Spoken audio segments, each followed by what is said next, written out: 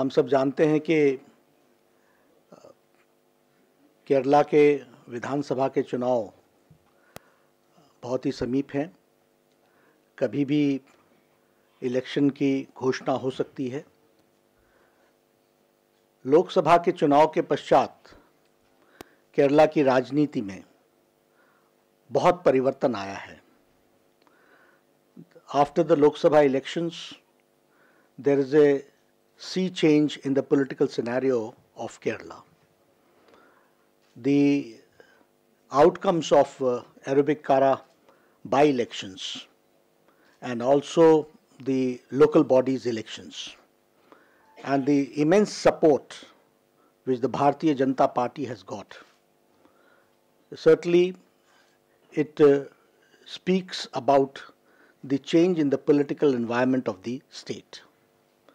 जो अरबिक कारा का बाई इलेक्शन हुआ और जो लोकल बॉडीज़ का इलेक्शन हुआ, जिसमें चुनाव के जो नतीजे आए हैं और उसमें जो भारतीय जनता पार्टी को जो सपोर्ट मिला है, उससे ये स्पष्ट होता है कि केरला की चुनावी गतिविधि की दृष्टि से एक बहुत अच्छा सपोर्ट केरला की जनता ने हम सबको दिया है। People are fed up with the working of UDF and LDF. For the past 45 years, the reins of power has been shifted from once with LDF, then with UDF, in between themselves. And practically for the last 4 decades, no development has taken place. It has been a politics of violence, unparalleled violence, no development, and unchecked corruption. पिछले 40 सालों में सत्ता बदलती रही है LDF और UDF के बीच में, और दोनों ने ही विकास को कभी महत्व नहीं दिया। इसलिए लगभग केरला ठहर सा गया है।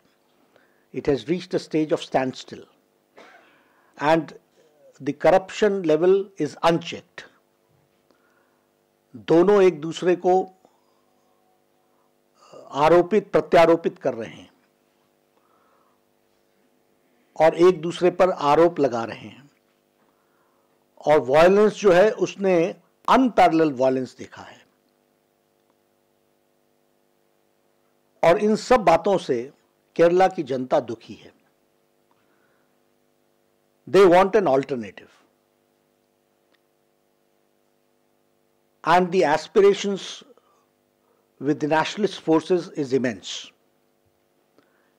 Keeping all these factors in view, as now the Kerala elections is very near, the Bharatiya Janata Party is also working in that direction. And we have always tried to see that nationalist forces should come together. It is indeed a matter of great happiness for me to announce to you that Bharatiya Dharm Jan Sena, BDJS, is joining the NDA today, and we'll go together in elections. We'll form and we'll see to it that the Bharatiya Janata Party, this NDA front, comes off victorious. Today we have got with us Mr. Tushar Vellapalli ji, who is the president of BDJS.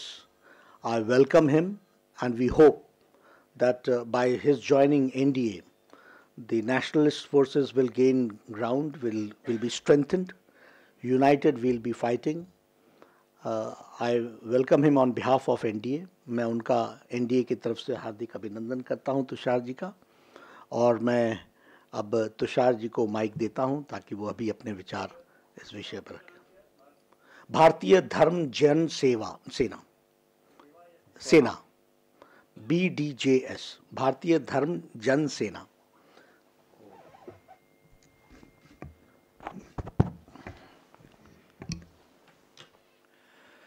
BDJS രൂപം കൊണ്ടിട്ട് ഏതാണ്ട് മാസങ്ങളെ ആയിട്ടുള്ളൂ എന്നുള്ള കാര്യം നിങ്ങൾക്കൊക്കെ അറിയാവുന്നതാണ്. പക്ഷേ ഇത്രയും കുറച്ച് മാസങ്ങൾ കൊണ്ട് ഇന്ന് കേരളത്തിൽ ഏതാണ്ട് 8 ലക്ഷത്തിന് മുകളിൽ മെമ്പർമാരുള്ള ഒരു പ്രസ്ഥാനമായി ഈ വളരെ കുറച്ച് നാൾ കൊണ്ട് തന്നെ വളരുകയുണ്ടായി.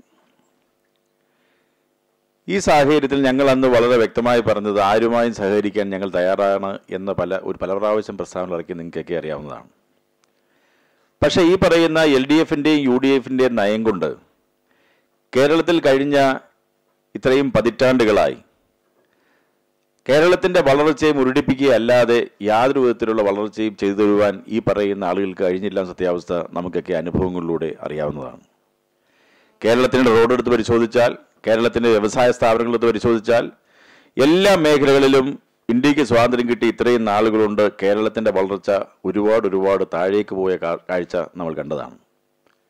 ഇന്ത്യക്ക് സ്വാതന്ത്ര്യം കിട്ടുന്നതിന് മുമ്പുണ്ടായിരുന്ന റോഡുകളും പാലങ്ങളുമൊക്കെ ചെറുതായൊന്ന് വീതി കൂട്ടാൻ വേണ്ടി മാത്രമേ ഇത്രയും പതിറ്റാണ്ടുകളായി കേരളം മാറി ഭരിച്ച സർക്കാരുകൾ കഴിഞ്ഞു. സത്യാവസ്ഥ നമ്മൾ കണ്ടതാണ്.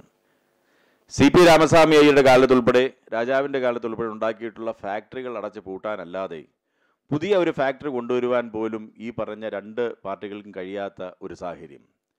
പ്രത്യേകിച്ച് കേരളം അഭിമുഖീകരിക്കാൻ വേണ്ടി പോകുന്ന പ്രശ്നങ്ങൾ, ഇനി വരാൻ വേണ്ടി പോകുന്ന ആളുകൾ വളരെ ശ്രദ്ധിക്കേണ്ടതാണ്.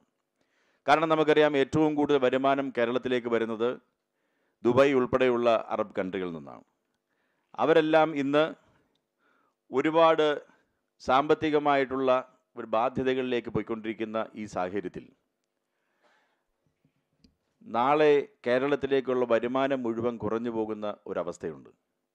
ഈ ഒരു സിറ്റുവേഷനിൽ ഇന്ത്യ ഗവൺമെൻറ് അല്ലാതെ ഒരിക്കലും കേരളത്തെ രക്ഷിക്കാൻ പറ്റുകയില്ല എന്നുള്ള തിരിച്ചറിവുകൊണ്ട് തന്നെയാണ് ഇങ്ങനെയൊരു തീരുമാനത്തിലേക്ക് ഞങ്ങൾ എത്തുകയും അതിന് അമിത്ഷാജി ഉൾപ്പെടെ PM ഉൾപ്പെടെയുള്ള ആളുകളെല്ലാവരും ഇരുകൈയും നീട്ടി സ്വീകരിക്കുകയും കേരളത്തിൻ്റെ വളർച്ചയ്ക്ക് വേണ്ടിയുള്ള ഒരുപാട് ഉപാധികൾ ഞങ്ങൾ മുമ്പോട്ട് വയ്ക്കുകയും അതിനെല്ലാം തീർച്ചയായും വേണ്ട സഹകരണം ഉണ്ടാകും എന്ന ഉറപ്പിൻ്റെ അടിസ്ഥാനത്തിലാണ് ഞങ്ങൾ ഇങ്ങനെ ഒരു തീരുമാനമെടുത്തത്.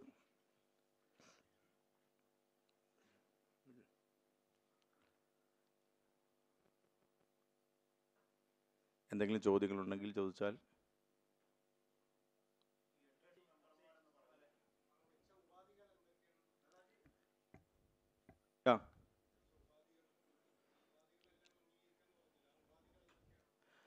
ഞങ്ങൾ ആവശ്യപ്പെട്ടിട്ടുള്ളത് പ്രത്യേകിച്ച് കേരളത്തിൻ്റെ കാർഷിക പാക്കേജ്, അതുപോലെ തന്നെ കേരളത്തിൻ്റെ വളർച്ചയ്ക്ക് പറ്റിയ റോഡുകൾ ഉൾപ്പെടെയുള്ള ഒരുപാട് കേരളത്തിൽ ഇൻഫ്രാസ്ട്രക്ചർ ഡെവലപ്മെൻറ്റുള്ള ഒരുപാട് ആവശ്യങ്ങൾ, അതുപോലെ തന്നെ അവിടെ ഗുരുദേവൻ്റെ പേരിൽ അവിടുത്തെ യൂണിവേഴ്സിറ്റിയുടെ പേര് മാറ്റണമെന്നുള്ള ഒരു ആവശ്യങ്ങൾ മുമ്പോട്ട് വയ്ക്കുകയുണ്ടായി. അതുപോലെ തന്നെ അയ്യങ്കാളി മഹാത്മാ അയ്യങ്കാളിയുടെ ഒരു മണ്ഡപം ഉണ്ടാക്കുന്നതിനുള്ള ഒരുപാട് കാര്യങ്ങൾ, അങ്ങനെയുള്ള കുറേ കാര്യങ്ങൾ ഞങ്ങൾ ആവശ്യപ്പെട്ടിട്ടുണ്ട്. അത് ഇന്നലെ നിങ്ങളുടെ കൈകളിലെല്ലാം ഞങ്ങൾ പ്രിൻ്റ് ചെയ്ത് എത്തിച്ചതാണ്. ആ ആവശ്യങ്ങളെല്ലാം പരമാവധി അത് പോസിറ്റീവായി തന്നെ ചെയ്തു തരുന്നതിനുള്ള സഹായം ചെയ്തു തരാം എന്നാണ് പറഞ്ഞിരിക്കുന്നത്.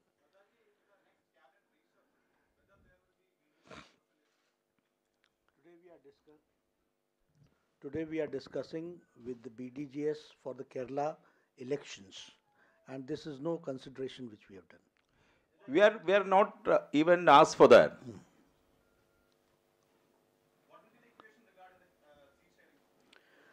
That will do.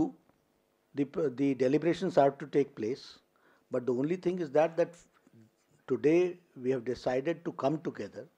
The nationalist forces will come together and fight elections.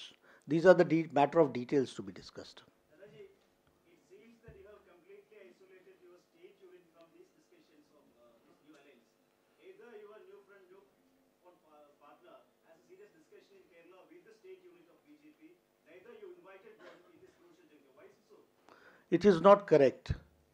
Detailed deliberations have taken place with the state unit. I had personally visited Kerala 3 times.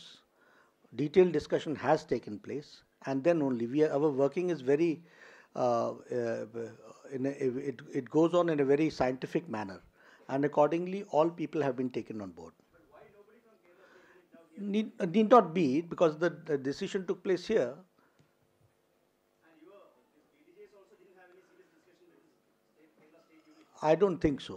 No, but 2 times all the Kerala leaders was here. Also, how many seats do you expect to win in Kerala this election? We will be victorious. But even then in number, It will come. We'll substantiate that also. Yes, I know that.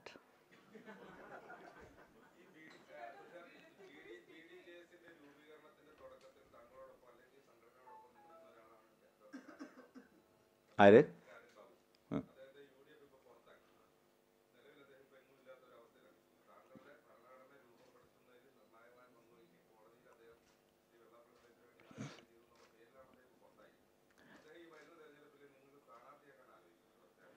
അദ്ദേഹത്തെ സംബന്ധിച്ചിടത്തോളം അത് ഞങ്ങളുടെ വക്കീലാണ്. അദ്ദേഹം BDJSൻ്റെ നിയമാവലി ഉണ്ടാക്കാനും അതുപോലെ തന്നെ general സെക്രട്ടറിക്കെതിരെ കേസുണ്ടായപ്പോൾ അതിനുവേണ്ടി വക്കീലായി വന്നെന്നുള്ളതല്ലാതെ അത് വേറെ പല രീതിയിൽ വ്യാഖ്യാനിക്കുകയുണ്ട്. അദ്ദേഹത്തിന് താല്പര്യമുണ്ടെങ്കിൽ തീർച്ചയായും ഞങ്ങൾ സീറ്റ് കൊടുക്കും. एक चीज़ मैं और कहूँगा to share with you that BDJS has joined us unconditionally. There is no condition.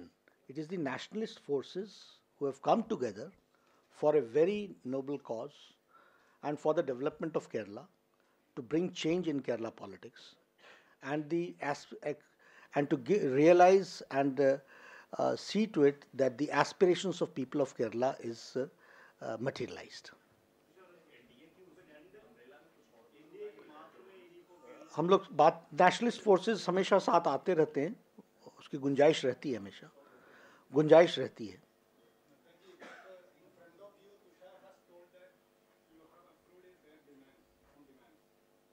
Demand means very simple, because we ask for Kerala development, not for any personal demands. Unconditional joining, because we are joining unconditional.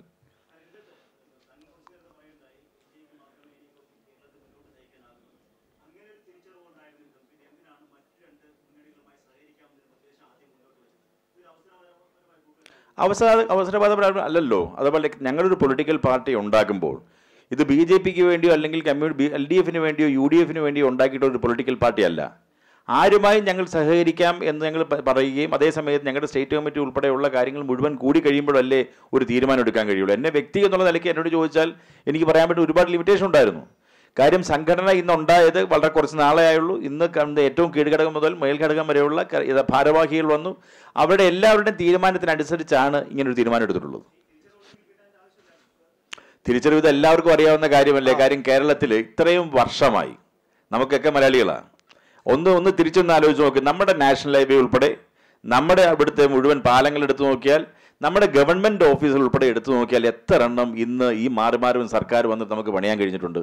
എത്ര factory, മയോറൈൻസ് ഉൾപ്പെടെയുള്ള കേരളത്തിലുണ്ടായിരുന്ന ഏറ്റവും വലിയ ഫാക്ടറികൾ മുഴുവൻ അടച്ചു പോവുകയത്.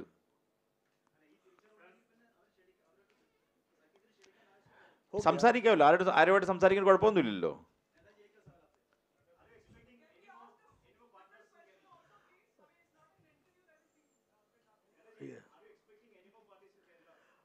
Of course आगे चल करके बातचीत चलेगी. नेशनलिस्ट फोर्सेस सभी लोग, हमारे लोग साथ आएंगे. अभी मैं फिर कहूँगा कि ये हमारे ऊपर थोड़ी ना डिपेंड करता है. All nationalist forces will join together. Wait for the time, will come to you. We'll tell you at right point of time. मैं फिर जितना बताना है वो बताया हमने जी. मुझे लगता है कि आज इसी पर हम इसी पर. मैडम, यू वांटेड टू से.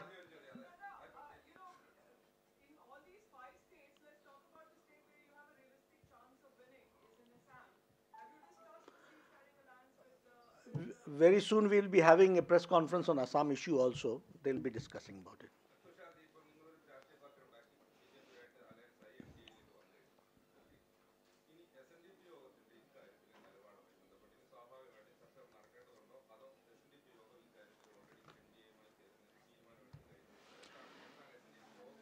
SNDP യോഗം വേറെ, BDJS വേറെ എന്നുള്ള വളരെ വ്യക്തമായി നേരത്തെ പറഞ്ഞിട്ടുള്ളതാണ്. ഇതിനകത്ത് എല്ലാ ആളുകളുമുണ്ട്, എല്ലാ സമുദായത്തിൽപ്പെടുന്ന ആളുകളുണ്ട്. BDJSൻ്റെ തീരുമാനമാണ് ഇങ്ങനെ ജോയിൻ ചെയ്യണമെന്നുള്ളത്. ആ തീരുമാനം എടുത്തു, അത് ഇന്ന് നടപ്പായി കഴിഞ്ഞു. അത് തീർച്ചയായും കേരളത്തിലുള്ള എല്ലാ സംഘടനകളും പിന്തുണ തീർച്ചയായും ഞങ്ങളോടൊപ്പം ഉണ്ടാവും. അതിന് യാതൊരു സംശയവുമില്ല ഞങ്ങൾക്കാർക്കും. Thank you.